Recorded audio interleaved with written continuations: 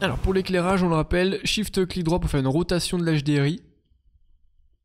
Pour en changer, vous cliquez ici sur le Display Setting et vous avez ici la possibilité de changer de map, sachant évidemment qu'elle se retrouve dans le shelf, dans leur catégorie environnement. Donc au niveau des paramètres intéressants dans ce Display Setting, on a l'opacité de l'environnement qu'on peut plus ou moins augmenter, on a son exposition, donc en fait son intensité, la rotation qu'on peut gérer manuellement mais ça c'est pas très important, et surtout le flou de cet environnement. Juste en dessous, on a la possibilité d'activer ou non les ombres. Alors sur ce modèle, ça marche bien, mais parfois c'est pas forcément pertinent. Sachez aussi ici que vous avez la possibilité de gérer son opacité. Et un peu plus bas, on a les post-effects. On y retrouve une correction colorimétrique, le flou de profondeur, le tone mapping, donc un peu pour les contrastes, l'éclair qu'on voit ici en temps réel, l'effet de vignette pareil, et la distorsion de la lentille. Tous ces effets ont évidemment leurs propres paramètres que vous pouvez modifier à votre guise.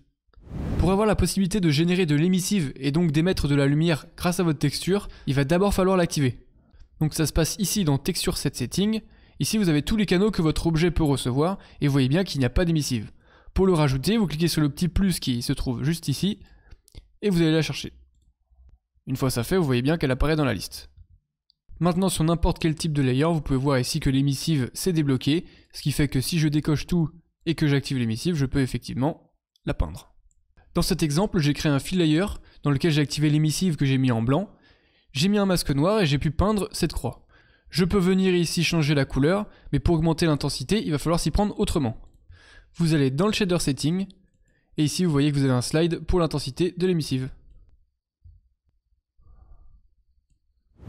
Pour l'opacité dans Substance Painter, ça va être un peu la même idée, par contre il va falloir directement aller changer le shader, donc dans Shader Setting, et ici vous allez chercher le PBR Metal Rough Alpha Blending. Une fois ça fait, Substance peut maintenant gérer l'opacité, ce qui veut dire qu'on peut aller dans Texture Set Setting, lui ajouter en tant que channel l'opacité. Toujours le même principe, maintenant nos layers ont le canal opacité, on se met bien avec un pinceau noir pour effacer la zone, et c'est parti.